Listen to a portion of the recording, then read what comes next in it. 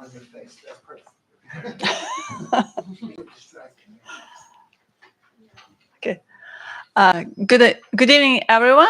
Welcome to the first lecture event for this year. Welcome to Shevchenko Scientific Society in the United States. My name is Olena Nikolaenko. I'm professor of political science and the first vice president of the Shevchenko Scientific Society. And it's a great pleasure to welcome all of you here. Unfortunately, Vitaly Chernetsky cannot join us in person, but he would like to say a few welcoming remarks virtually. So please give him a round of applause.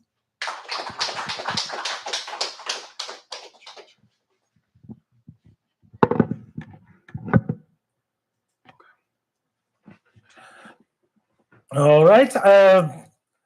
Good afternoon. Доброго дня, dear colleagues, dear friends, шановні друзі, колеги, пані, панове.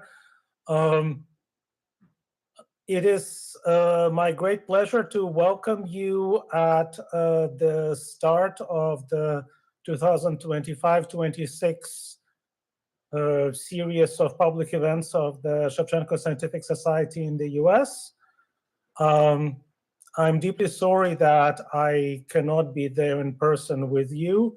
I will be in New York for several of our events later this fall. And I just wanted to let you know that we have a wonderful and rich program of events developed. You already see on the walls one of the exhibitions that has been installed, and it will have its official opening a little later this month. We will have a wide range of lectures on topics both in culture and in science. We will have a new initiative, a conference workshop for young researchers, PhD candidates and recent PhDs, so the future of the field of Ukrainian studies. We will have online panels, we will have musical performances, we will have literary readings. In other words, a very diverse and rich program.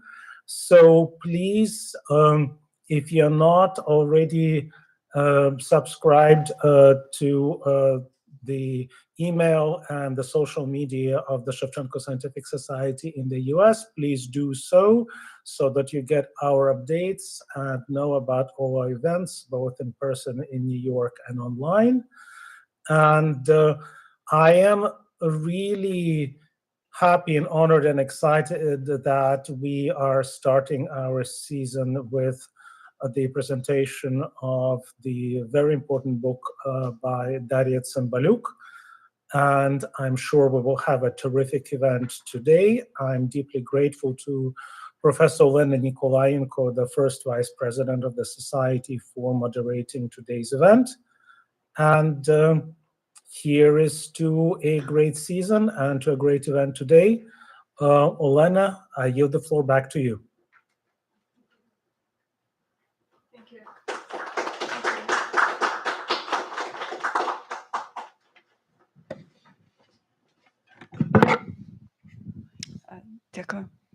Okay, so once again, it's a great pleasure for me to welcome all of you here today. And also, I have the honor to introduce our speaker. Professor Darya Tsymbalyuk is an interdisciplinary researcher, and her practice includes writing and image making. Most of her work lies at the intersection of environmental humanities and artistic research. Professor Tsymbalyuk is assistant professor at the Department of Slavic Languages and Literatures and the Committee on Environment, Geography, and Urbanization at the University of Chicago. She's an author of Ecocide in Ukraine, the environmental cost of Russia's war, published just recently by Polity Press in 2025. Among her many shorter scholar publications is a double special issue on the environmental humanities of Ukraine, co-edited with Tanya Richardson, and forthcoming with East-West Journal of Ukrainian Studies. Her other scholarly texts have been published by Nature, Human Behavior, Journal of International Relations and Development, Narrative Culture, Regional Studies of Russia, Eastern Europe, and Central Asia, to name a few. And her public-facing writing appeared in BBC Future Planet, Open Democracy, The Funambulist, Kayet, Niche Network in Canadian History and Environment, and many other platforms. In 2023, she received the Merit Syrian Prize from the Association for Women in Slavic Studies. And in addition to writing, Dr. Tsymbalyuk also works with images through drawing, painting, collage, and film essays. So please welcome our first speaker in the Saturday Lecture Series, Professor Darya Tsymbalyuk. Thank you.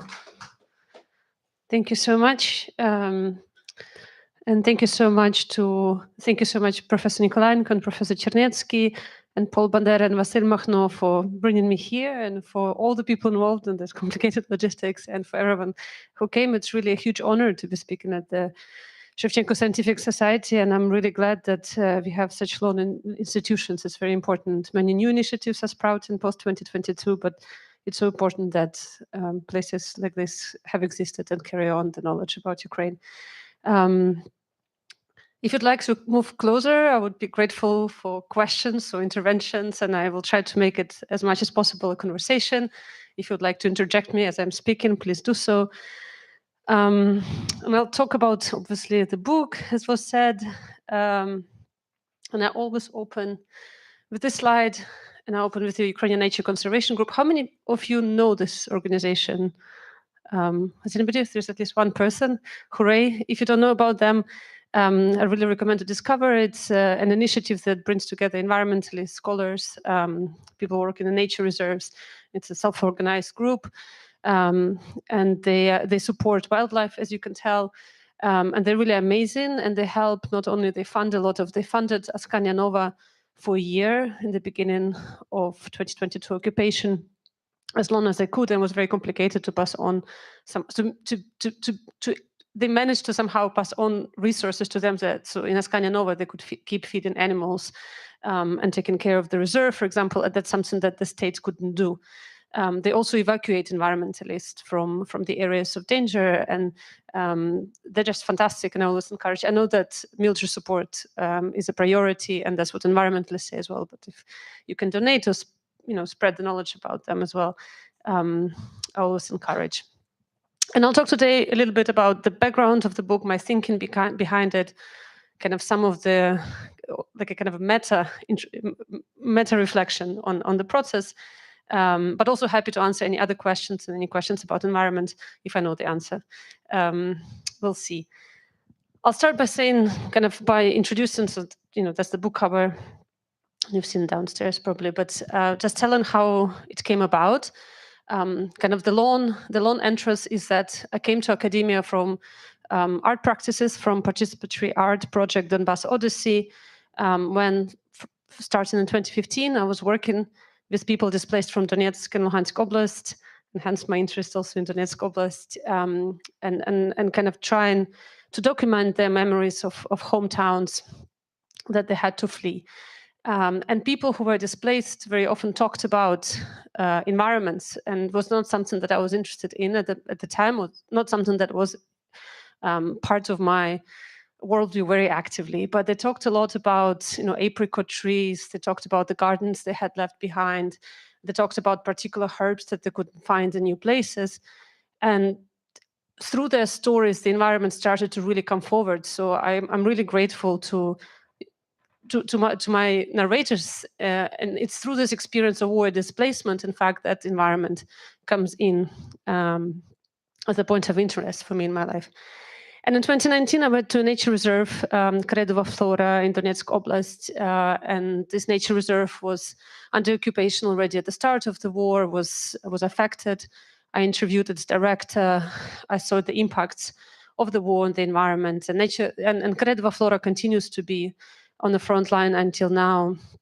And in fact, when I'm going to be back here in New York during the Ukraine Culture Festival organized by Razum, I'll do a workshop, a drawing event when we're going to be drawing plants from this reserve and learning about steppe plants. So welcome everybody to come and draw with me. I don't remember the date exactly, but it's at the end of October. And so, I started thinking a bit more consciously about the way the war impacts different places. And then as I was finishing my PhD, and I finished just before the beginning of the full-scale invasion, I was thinking of postdoc projects, and I was really interested in mushroom picking cultures of Ukraine, because Ukraine is obviously a mushroom picking hotspot. And then this was not possible when the full-scale invasion started, of course. And one thing that, just because I was thinking about mushrooms, quickly realized that forests are mined and it's dangerous, and that's something that you heard in Kyiv. When speaking about forests, people talked about stepping on landmines instead of picking mushrooms, basically. And so I ended up writing this very brief essay after a short fellowship in Vienna in 2022. And I ended up writing about landmines and forests and mushrooms. And I thought, this is so niche, probably 2 people will read it, and it's okay, but I wanted to document it. And weirdly enough, it kind of resonated, and I was eventually approached by Polity, and they asked me if I could consider putting in the book proposal on the environment and the war. And so that's how the book came about, kind of unexpectedly, and grew up from the small text and in conversation, I guess, with people and audiences. And so I got the news about the book in June 2020, so that I would be, in fact, writing it in June 2023. And I had around 3 months coming up when I would be in Ukraine talking to people and seeing places, and then 9 months to write it. And the reason for it, because Polity really wanted it to come out quickly, so it could intervene in the ongoing conversation. And I also wanted it to come out quickly. And I quite often think of my form, and this book in particular, as an example of urgent form. And I would say that probably, like if you think of research as a kind of cooking recipe, I would say the 90% of my ingredients is urgency, is this feeling of urgency. And that has to do, I guess, with me coming to academia in 2015 from the participatory art project on war and displacement, and from thinking of not only how to write about these things and write a peer review article that will be published in, 2075, but doing something that goes back to society immediately and stirs the conversation. And in many ways, and I think like the urgency just keeps getting higher with the full-scale invasion, but also with the climate change. And this book as well is an example of this urgent form. Written very quickly in 9 months when I did all the research from scratch and wrote it from scratch. And in that sense, I embraced it for being a very imperfect text, an imperfect type of research. And my intention was not to produce anything perfect. And I have a lot of respect and admiration, and I love when academic books take 11 years and really thorough engagement with the theme. In my case, that was not really the intention and the possibility. And my thinking about it is, I'm gonna make this intervention into the ongoing conversation and war, but also environmental destruction, and somebody else will pick it up and do it better. And so, what's important now is to keep the conversation going. And so I refer to it as a kind of urgent form. And as you know, the title has Ecocide in it, and people often ask me about Ecocide. And in fact, I had to learn a lot about legal aspects of it, which I don't know, as I'm humanities trained. And when I was, there's if you decide to read it, you would be surprised how little, in fact, it is about ecocide and the legal aspects. So I warn you, if you're interested in those questions, this is probably not what would you get. What I was interested in is phenomenology of ecocide, the experience of those on the ground, of witnessing and documenting it. And I think of the term, and as a legal term, that both emerges from the public conversation, public discussion, and it's telling, because I kept an eye on the environmental debate in Ukraine, that it really comes into focus post-2022 in Ukraine. That said, post-2014, there were a lot of studies, amazing, in fact, studies about the east of Ukraine and the impact of the war there. But ecocide wasn't a category that people talked about, and it goes both for environmentalists, but also the broader public. I mean, I'm sure all of you have heard the term ecocide by now, right? And that comes from media, that comes from the conversation, that comes from politicians using it, right? And it comes also from the tremendous efforts of the lawyers and environmentalists on the ground. So for me, ecocide kind of marks that shift in a society, and it emerges from that shift in itself. But I also hope that each law operates both kind of, as laws, potential to prevent and prosecute in the future, but also what's important is the shift in values. I mean, if you think of like laws in the past, I don't know, let's say like physical punishment and violence against children, they also, it's important that publicly we talk about it and it's not acceptable anymore. And in that sense, for me, ecocide is an important mark of the discussion we are having and the value of the environment in our everyday life and the impact of the war in the environment. So that's where I was coming from. And that's why the book is not actually focused on the legal cases, but looks at a broader kind of spectrum of the experiences of this war, and quite often very personal, intimate experiences, because not everything makes it into a legal case. You have to be very, very selective. And it's organized in these chapters, which is Water Zemlya and Ekip Zemlya in Ukrainian, because the word Zemlya in Ukrainian allows me to talk about soil, ground, and land at the same time, and also about planet Earth, right? So it has this multiplicity that English doesn't really contain the same way. And there's air and plants and bodies that includes animals and human bodies and energy. And the way I was thinking about it is I really wanted to write about this spaces as living worlds and Ukraine as a multiplicity of living worlds. And by that, I mean the multiplicity of places in which humans and other beings inhabit. And I think when we talk about Ukraine, quite often, because it's so much in the news, it gets flattened into this geopolitical category, which could be abstract and removed from the actual experience of the place, right? Which is hard to articulate.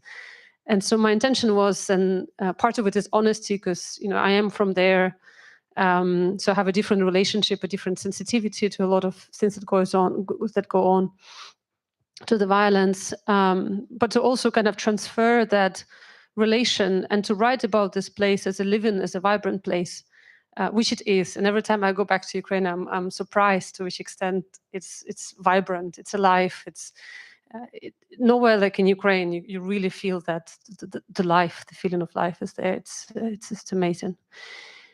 And so right, the goal was to bring in the environmental knowledge, but to also kind of capture that that space and that relation to this place.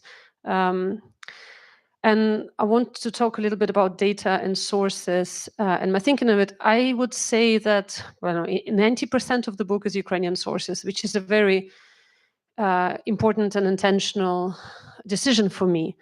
And that is because the research done by Ukrainian scholars doesn't get the same visibility quite often, even if it's done in English, as some other research. And a lot of it is because of language as well, and a lot of amazing, incredible things published in Ukrainian and don't get translated. But even the sources in English, and one of the examples I give, and it's another resource, is the Ukraine War Environmental Consequences Work Group. I don't know if anybody else knows about it or ever heard. It's kind of also a project that grew perhaps from the Ukrainian Nature Conservation Group partially or in conversation with, but it's an amazing, incredible resource that is run also by environmentalists. And they founded this platform, which is all in English. There's also Ukrainian and Russian available, as you can see. But they published the expert analysis of the environmental aspects of the war, and not only. I mean, they would write about logging, for example, or whatever happens in Ukraine environmentally, and they intentionally made this platform to be available to everybody globally with approved sources in English, right? So their expert opinions get through, and it's very, very seldom, or I think once I've seen this resource being quoted in media publications, and particularly in mainstream or dominant, the biggest Western media, which really saddens me because it is there, and I wish it circulated more. So thinking about sources is thinking kind of how can I use this book as a kind of archive as well of the amazing work that has been done documenting things on the ground. And that includes, it includes environmental reports, but it also includes media pieces, journalism about the environmental impacts. And I think journalism, particularly investigative journalists, probably people who are doing the most documenting at this point. And I treat their work also very seriously and with respect, because quite often they're the only ones that get those things documented. But also it's a mixture of things. It's an interdisciplinary work, so it has, as I said, environmental reports, environmental data, media analysis, but it also would have references to cultural pieces. It would have references to poetry. It would have references to visual pieces, to films. And that was important for me because a lot of things we talk about in Ukraine are steeped in cultural memory and cultural understanding of things. So when we talk about grain in Ukraine, it has a very heavy cultural memory attached to it, right? And that's why people in Ukraine respond very strongly to images of destroyed grain, because it reminds them of Holodomor, right? It has a very, very specific context. And similarly, the image of storks, which is featured on the cover of the book, it has like storks as so present in the cultural imagination of Ukraine. So whenever you see them under attack, a lot of the symbolic values also attached to them. And so for me, it's important to reference the cultural elements, because that's what informs my perspective as somebody who comes from this place, and informs the perspective of many other people. And I wanted to communicate it, as well as the source and wealth of environmental knowledge that those cultural sources also contain. It's not only environmental data. So it's a very kind of diverse and eclectic and mix of data and sources that you will encounter if you decide to read. And while writing, I kind of formulated for myself this idea of the episteme of death, and thinking, and there's a lot of kind of sorrow that comes with it, that a lot of these places that are getting destroyed, and a lot of the species, a lot of the aspects of Ukrainian life that are disappearing, is exactly why I'm learning about them. Is because they're getting destroyed. I don't know if that's happened to you, if you discovered one of the cities for the first time or heard about the species for the first time, but it definitely happens to me over and over again. And I think it's kind of representative of a broader learning during the war, when a lot of the, for example, species that are on the brink of extinction, people hear about their existence for the first time because they're mentioned in the media because Kakhovka flooded, their habitat. And so it's a kind of, there's a self-reflection for me in it, that my book is also part of this episteme of death, and the focus and interest and attention to it, my attention, but also broader attention to it, is conditioned by the destruction. So that's why there is sorrow, but also, and thinking of this relationship of knowledge and narrative to destruction, and at the same time thinking of the kind of drive, and that's why I think of it as an urgent form of kind of preserve to document, right? It's almost from kind of helplessness that you end up writing and researching and documenting. And I didn't actually, I was supposed to time myself, I didn't time, but maybe I'll finish at one other thing and open up, because I'm interested to hear and be in conversation. But the other, as one of the biggest challenges, I think, which probably all of us face, is really capturing the complexity and addressing what happens without flattening it and reducing it to kind of very flat narrative. And I think when we talk about the war, we tend to operate in binaries, and the media tend to operate in binaries. So we either talk about destruction and despair, or we talk about resistance, resilience, with the kind of, I think, danger sometimes of romanticizing resilience, for example. And it's very hard to kind of operate between those binary forms of narration, and it doesn't really capture the complexity of life on the ground. And in fact, I always feel like out of words, how can you actually put those things into words? And one of the concepts I got, and I'll play this video for you, was actually from a witness of the Kakhovka flooding disaster. And as you can see, this women saving a dog. Санаторного. Куди щас? Сусідка собака. Та на двері. На суху цю її. Бо залишилась там. Скільки води вже зараз? По пояс. В хаті вже всю рибу ловити можна. Вже все там. Вода, все пливе. Збираєтесь кудись евакуйовуватись? Ні. З Рідного ми нікуди не. Перебудемо, все пройде і буде. Все хорошо, все буде добре. So we see Lyudmila, who is my theorist, from whom I borrowed today. So she's asked if she's going to be evacuating from the flooded Kherson, and she replies "перебудемо" in Ukrainian, which is a very particular word. It's in fact so rich that I keep struggling to translate it. I don't think it exists in English. So "перебудемо" in this context means to overlast, to remain. So she says "перебудемо" will remain in this flooded Kherson until it changes, right? So there's this idea. But also "перебути", of course, is formed in Ukrainian from the verb "бути", to be, to exist, and "пере", which is a prefix that means to over, to trans, right? So I kind of end up translating in a book as the idea of this overstaying, over existing, over being. And what I think Lyudmila captures here is both the facing of the catastrophe, of this violence, because you don't want to overlast, to kind of to wait for something to pass, right? "Перебудемо", we will wait for this to pass and something will happen. So she acknowledges that this is not okay, right? That this is, she's facing the scale of it. And at the same time, there's a kind of form of futurity that she includes in terms of to over being, to really passing to the other side, but it's not survival, right? Because in Ukrainian, it's "пережити." It's something else. And there's this dimension that there's this kind of both the coming to terms and the acknowledging of this violence, and yet, and I don't want to use the word, I don't even know if it's hope, but there is some kind of futurity that she inscribes into this, and there's a kind of sensitivity and attention to this, to the living in that very moment of the catastrophe, and that's kind of, and she really gave me this word in the video, and I keep thinking about it, and thinking about what it means to inhabit those lands now and in the future. Thinking about, I'm from Mykolaiv. The book has a lot of Mykolaiv in the south. Thinking about, I don't know, the contaminated river there. It's every day. It's banal. It will not make a legal ecocide case probably ever. But in 2022, there are photos of the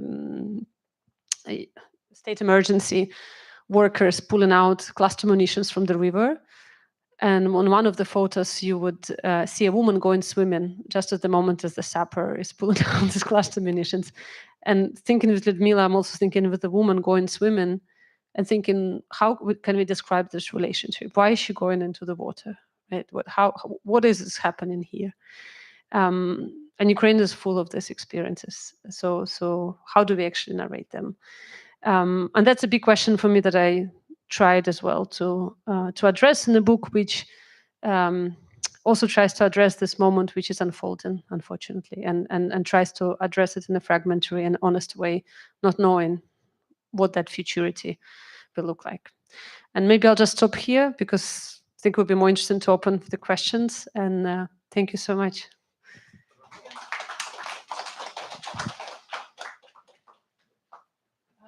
Thank you, everyone. Okay. Thank you, everyone, for listening. And now, if you have a question, please raise your hand and think, about the question that you want to ask, and also very briefly and introduce yourself. And also speak into the microphone for people. Shall we sit or? So, who would like to go first? It's okay. Hi. Hi. Is there evidence of Russia deliberately poisoning, polluting Ukrainian land? I know that dam was deliberately blown up, but is there? And there was a picture of that Seam River that said that the Russians coming from. So is there evidence of Russia deliberately somehow polluting the land or the water?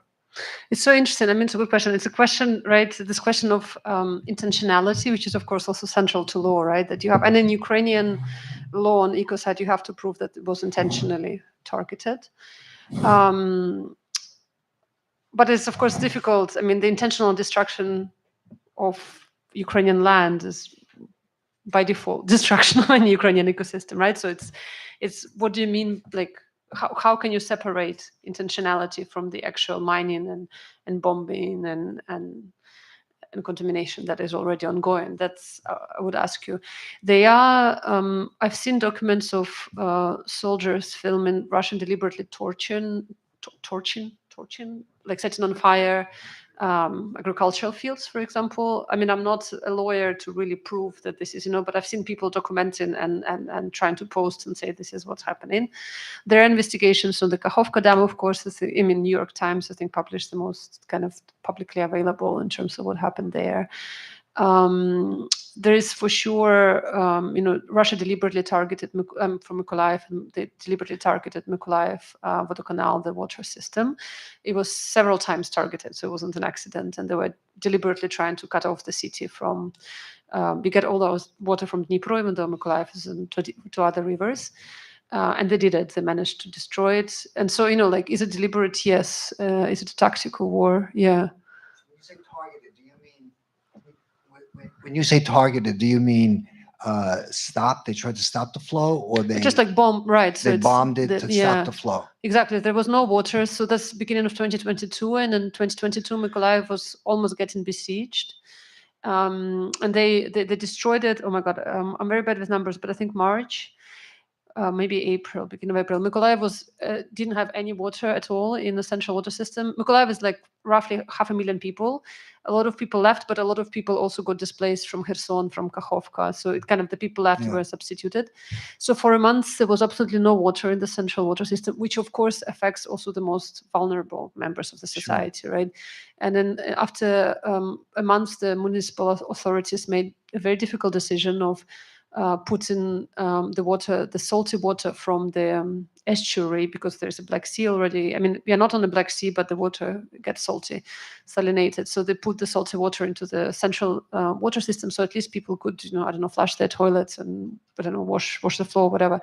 And that completely destroyed the pipes because of the salt. Sure. And it's still broken. Like there is now technical water it runs, but it's not like safe for cooking or drinking, and we don't know when Mykolaiv will get actually clean water. So they bombed it in the beginning intentionally, and then it was flooded during Kakhovka, because when Kherson got deoccupied, there were attempts to restore it, and then it was flooded, and it's like now no chance. Yeah. Yeah. Blinded, I'm sorry. Thank you. Thank you.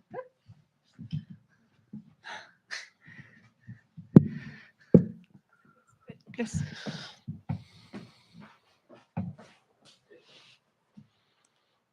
I was just had a question about Chernobyl disaster, and I'm wondering if there was any positive outcome of that, because now we have a reserve, an animal reserve, where there's no intervention by man.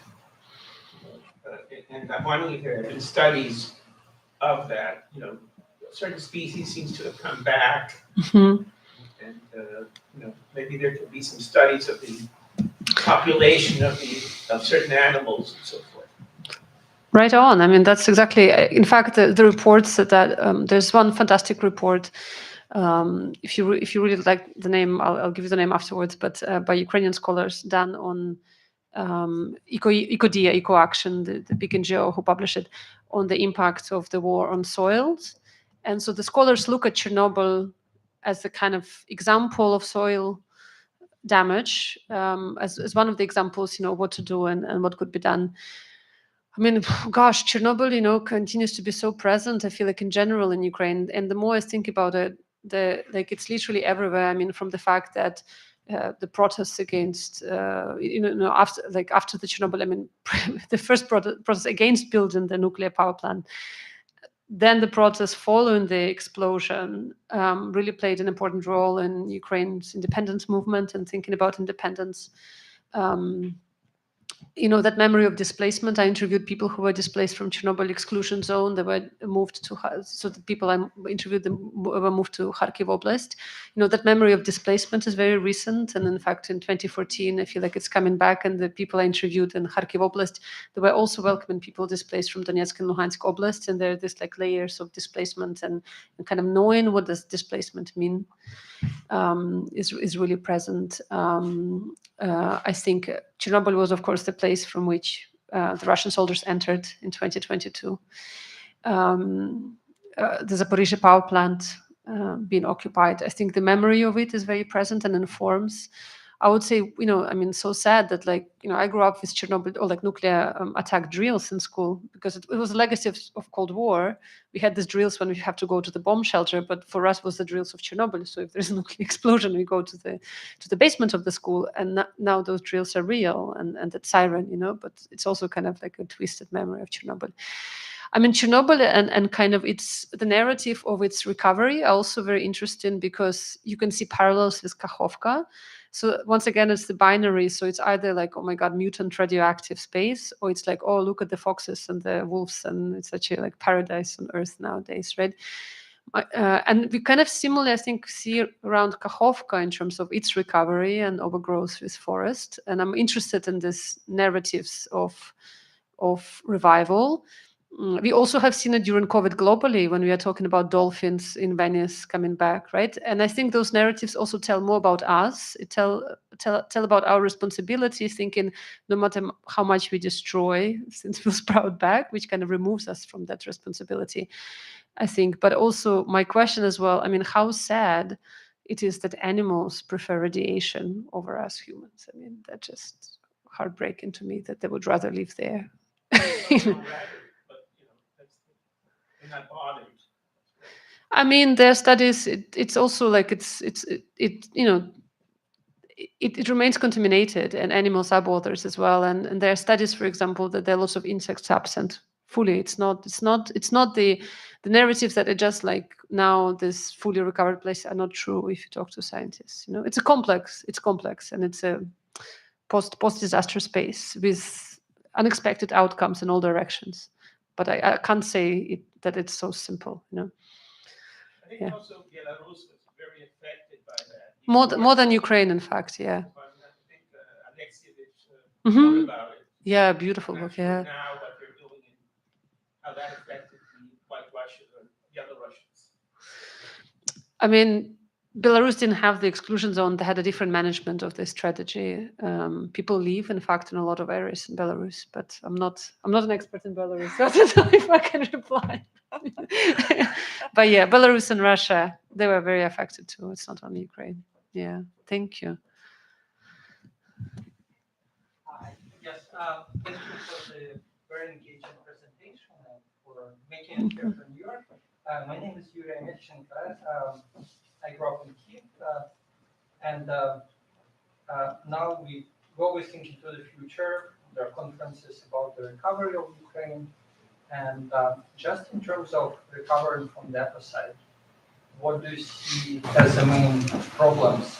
Is it the number of experts? Is it the systems that you have? Is it the public awareness?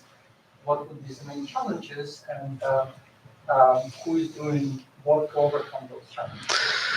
Oh my God! Thank you so much, Yuri. How much time do you have for this? It's such a great question. In fact, it's such a great question.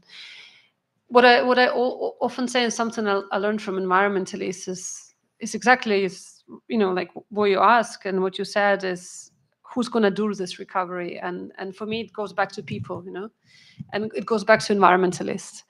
And environmental protection or anything environmental wasn't really greatly funded in Ukraine, as we all know. It's not really greatly funded anywhere in the world. I don't know if there is a country that's great and funded. I would love to know.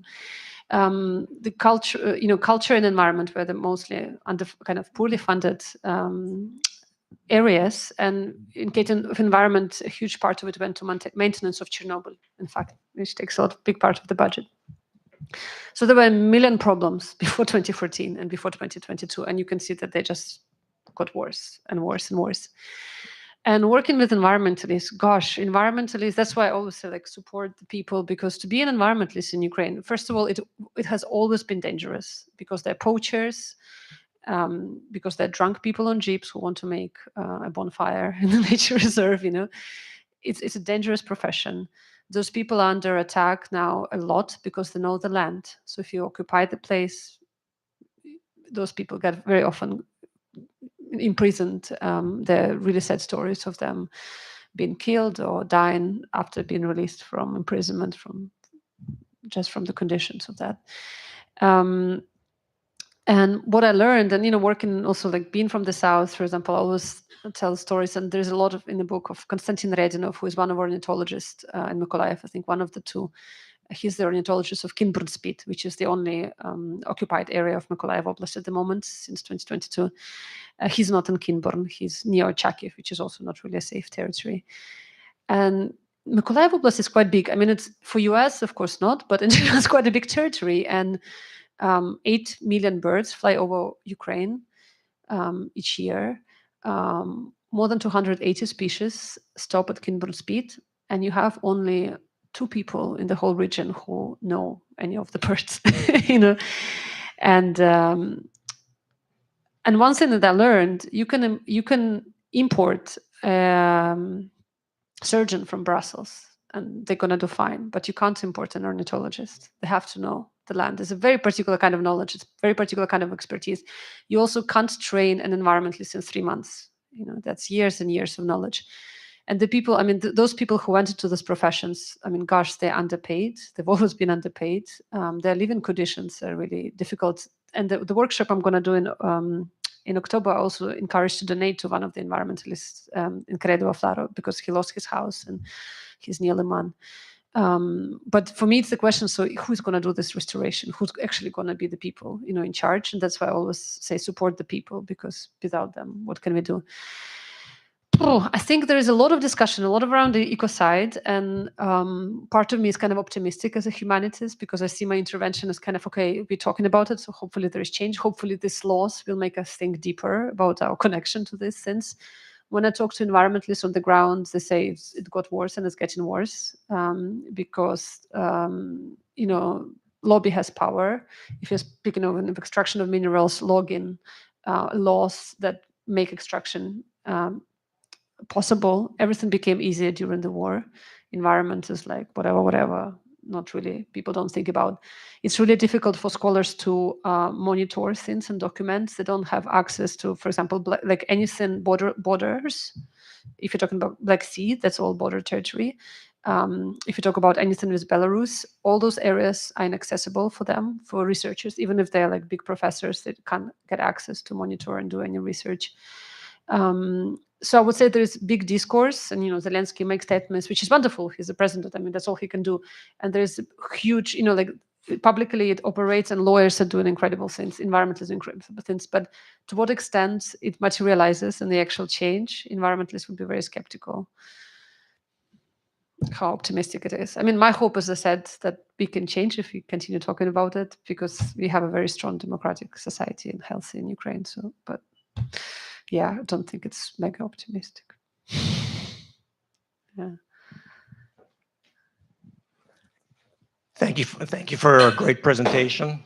I'm Yuri Inchishin. I'm an American of Ukrainian ancestry, and I've been teaching in Ukraine on the preservation of its cultural heritage.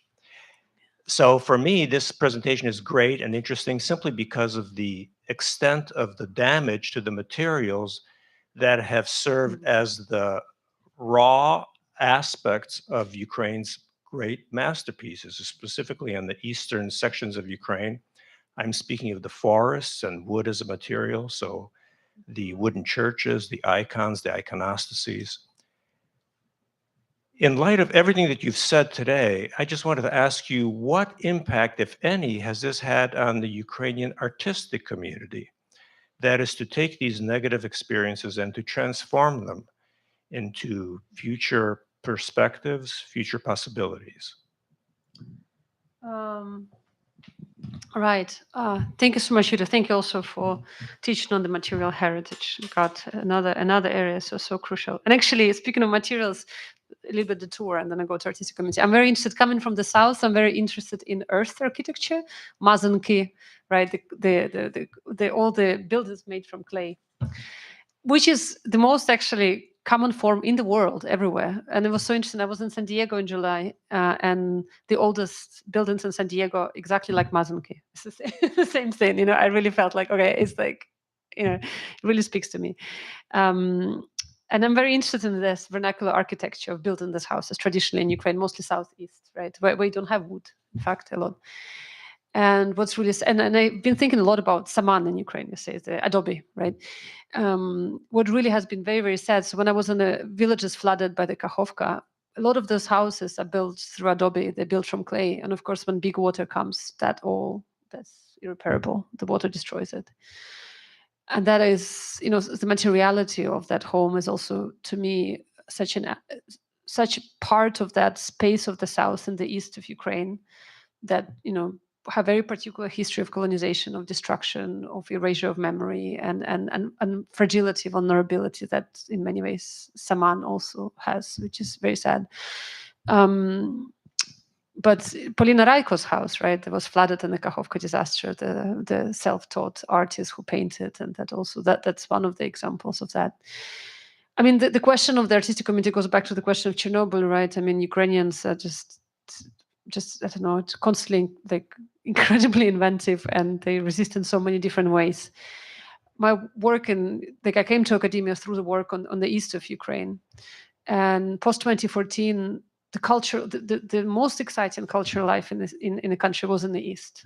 You go to Severodonetsk, and there are more interesting things than in Kiev. And like, gosh, Mykolaiv would be jealous of what happens in the Konstantinivsk. I mean, the raves, the exhibitions. There was so much. I mean, independent cinema. It was incredible. All, of course, is now also shifted to other centers, but that was a response in many ways that was going on, and we see it also now in terms of Ukraine that Ukrainians that. Of course, people are doing everything they can, and they're producing new things, but they are part of me still. We are all part, in fact, of this episteme of death, of kind of helplessness, of trying to preserve, document in intangible form something that's gone materially, I think. Yeah, and that's where the sorrow for me comes of being here today as well, I think. Hi, my name is Wayne.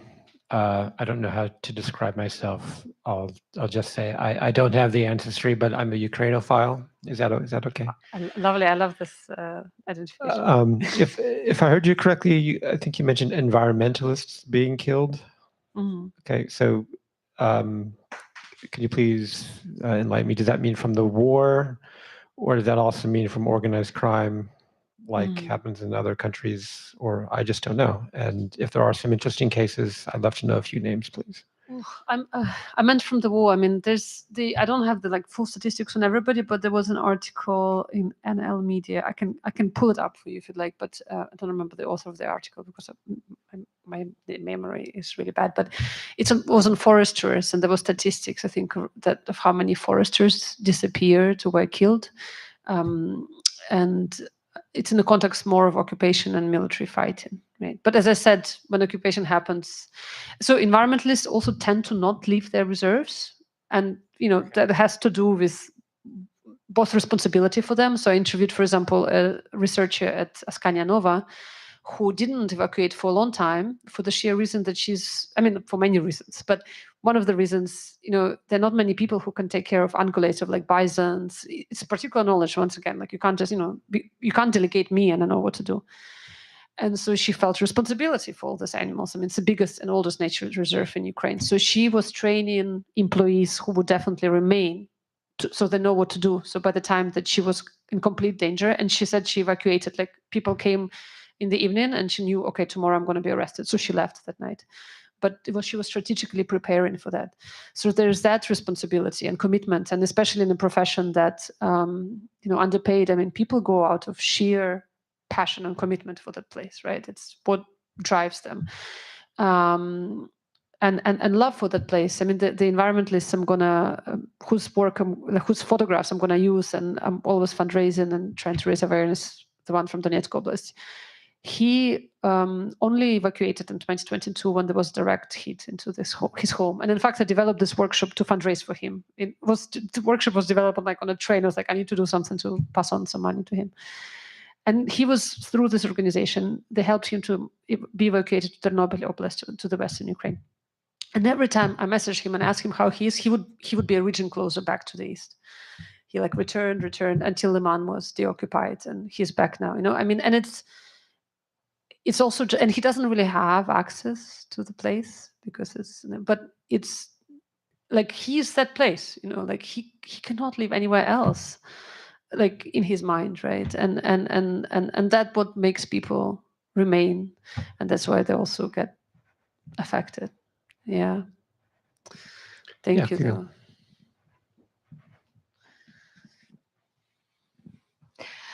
Hello, Helena Lemech, sociology professor at St. Francis College.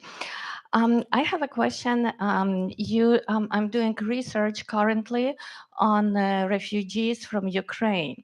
And when I ask people questions about how they came to the United States, often I hear the answers like, I came with my children and 2 cats. I came with a cat. I had to leave my dog with my parents. So they do include their pets in their narratives. However, given that so many people had to leave Ukraine, so many people were displaced, and we know that they abandoned their pets. And especially pets, they're not only full-fledged family members in America, they're also in Ukraine. Many people are attached to them. They define their identity. It's for many people, they are very important family members. So my question is, did you do any research? I'm sorry I didn't read your book, but I will read it with interest. I have it already. So did you include, and actually thank you so much for the fascinating lecture, because it just crossed my mind that I should include another question in my questionnaire about pets, what it meant to them to leave, to abandon their pets, to bring them, and they do have to make sacrifices sometimes. So my question is, did you do any research on pets in particular? And did you incorporate that information in your book? Thank you so much, Elena. And I'm trying to remember, I think we've met here with you in Tarash last time, but the first time I was here in this exact room. So it's a pleasure to see you. Thank you so much for coming. I didn't do extensive research. I mean, the book is really trying to cover a lot of things, but they are stories of animals in the chapters on bodies, because the bodies for me include human and modern human bodies, right? They're also cows, for example, right? Because we think about, and I was really thinking when I was writing about the hierarchy of survival, by which I mean that, people who are in big cities, who have a car, who have a cat, who have a dog, you can put your cat or a dog in a car. It's complicated. You could put your cat or a dog in a train, evacuate. People in rural areas who have cows, chicken, goats, good luck with that. Even if you manage to find transport. I mean, that's on the question of who remains, right? Who gets a chance to be evacuated, and with whom. I think for me there's, and particularly with cows. I mean, with cows, there are also such stories of people walking from evacuation for kilometers with their cows. They're just incredible. If you're talking about pets, right? And I have friends who volunteered to the Polish border in 2022, 2023 extensively, and I have a British friend who's like, oh my God, I was shocked how many, what kind of animals people were bringing. So it goes beyond cats and dogs. And then, you would have them this is your tickets to Spain for the whole family. This is everything arranged, and you're like, no, we can't go until our I don't even know in Ukrainian, whatever, our pet rat will get all the documents, and so we're gonna get stuck on the border for 2 months until we can leave, right? And he told me that it was he was surprising to him in a way, not something he expected, and he learned this kind of intense attachment. There are these stories. There are stories of incredible rescue missions, rescue operations, also during Kakhovka. Statistically speaking, though, and I think those narratives also, sometimes there's a bit of danger in terms of representation, and people's like, oh, look at Ukrainians, they're like save every little kitten. I mean, that happens, and that really does happen. But it's also a particular narrative that we want to tell. Statistically speaking, the amount of stray cats and dogs increased tremendously in Ukraine because people do have to abandon for different reasons. It's not always out of cruelty. People evacuate when they don't expect to be evacuated quickly. They simply don't have the means. I mean, the amount of abandoned animals really has been growing. I mean, incredible amount of the number is really growing. And the one other, so there are two issues related to that. I know that there was no unified register of animals in Ukraine. They're trying to pass it now. To know actually in terms of abandoned animals, but also actually the other danger that appeared post 2022 is rabies. Because before the rabies vaccine would be distributed through airplanes, and that stopped post 2022. At some point, it resumed, and people had to do it manually. But the rabies cases are growing, and there were, by the time I was writing the book, now probably more, but there were cases of just people getting rabies from their domesticated cats, for example, because it's been on the rise as well. But yeah, I'm looking forward to your research. So that's all I have to say. Thank you. So I have a anecdote that lends itself here. So I have a cousin, and she is in the liberated area, although now it's not so liberated. And she stays in the area because her family has passed away, and she says, we tried to get her evacuated, but she didn't want to leave. She said that she's too old to be a soldier, and this is her fight. And what she does is that she takes care of the abandoned pets. So because of all kinds of reasons, as you said, people had to, those who could take their pets did, and there were some for all kinds of reasons that just couldn't. So she takes care of cats, dogs, and I don't know, whatever else. And my extended family here in the United States has sent her money to help her feed these animals. However, for the last, 6-8 months or so, when the Russians started using drones to follow people on the Ukrainian side, they're actually targeting automobiles, vehicles, and people actually even walking. So her work to go to these houses or wherever to feed the pets is made that much more difficult. And if you've seen the film that was at the Ukrainian Institute several weeks ago, Kherson, Human Safari, it talks about how the Russians are targeting Ukrainians through the use of drones. So her work now is that much more difficult, but she still manages to, I don't know exactly how many places she goes, or she gathered them. I don't know those details, but she really she has a whole bunch of cats and dogs, and I don't know what else, goats or something that she takes care of. So people are doing this, and it's not too many people know about it, right? There must be all kinds of people who do all kinds of heroic things that are it's just not publicized. It's not. And she also brings medicine to the disabled, and food, and there are all kinds of people doing that kind of work. And that's my story of my cousin and her son. Bless her. And if there's any way to also send her donations, or if you just let us know, let me know at least. Yeah. Okay. Thank you. Yeah, to support that.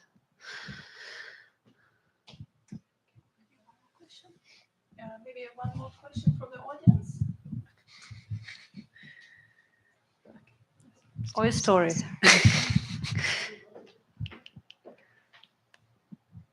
Лаврентія Туркевич, на вашу думку, здобування рідкісних мінералів, чи це може далі пошкодити землі? Друге питання. Ви показували річку Сейм, і вона затроєна. Чи можна її вичистити? Я поставлю питання по-англійськи. I'm asking about the excavation of the rare minerals is that is that derogatory for the earth? And second question, the river that we saw that's poisoned, can it be cleaned up? Thank you so much. I'm not an expert to comment because I'm not actually an ecologist to comment on the river. In terms of rare earth minerals, I feel like, I don't know, from my experience of being in any mining town, I don't know if, Lena, you also would know from the region, but any mining activity, I haven't seen them as being incredibly environmentally healthy, you know, no matter what you mine. And so it's just, you know, Earth is not really in general meant to be dug out and put upside down. And so I don't think this is any different in many ways. And also from experiences of places that have mining activity, I don't think the local population really becomes incredibly wealthy or safe, or benefits the most from this activity. I think it's always the opposite. Yeah. Well, maybe I'll ask a very quick final question. Just thinking ahead, I think all scholars, once they complete one project, they think about the next one. And I've noticed in the book you mentioned that you provide a situated account that speaks among other voices and does not aim to represent all the voices, but speaks nearby.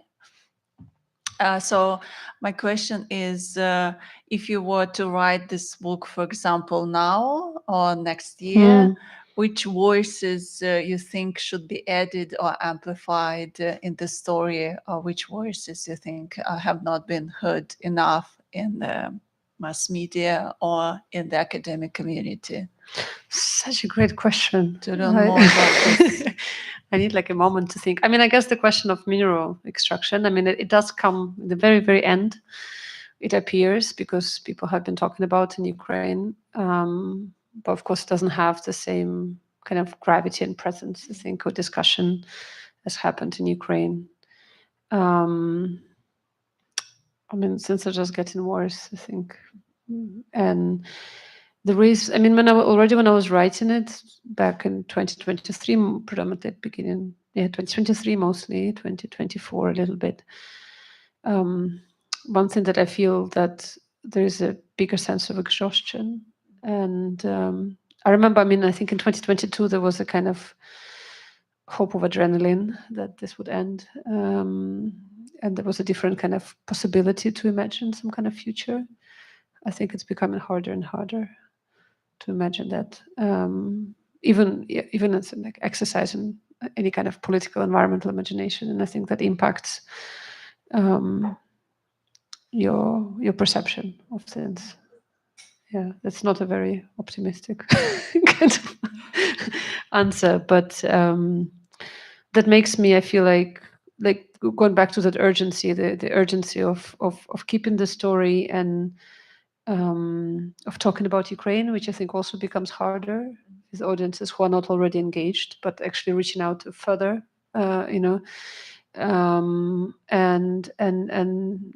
supporting the people on the ground who keep going. My God, that's a thing that you just really feel from my privileged position of being abroad. I don't know, you just feel it very viscerally that what happens there. Yeah.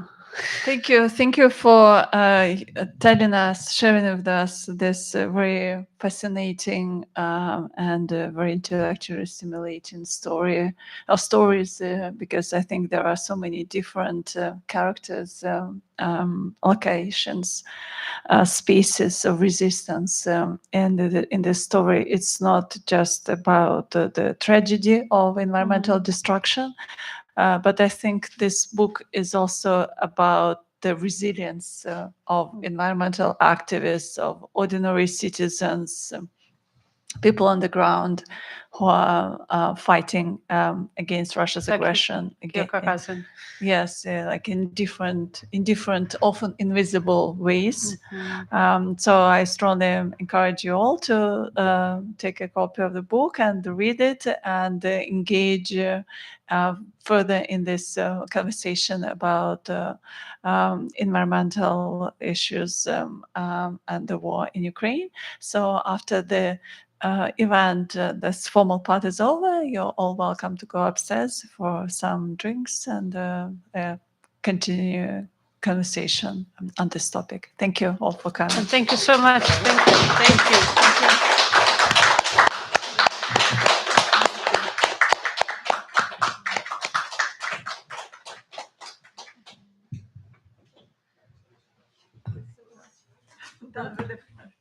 Yes, it was a great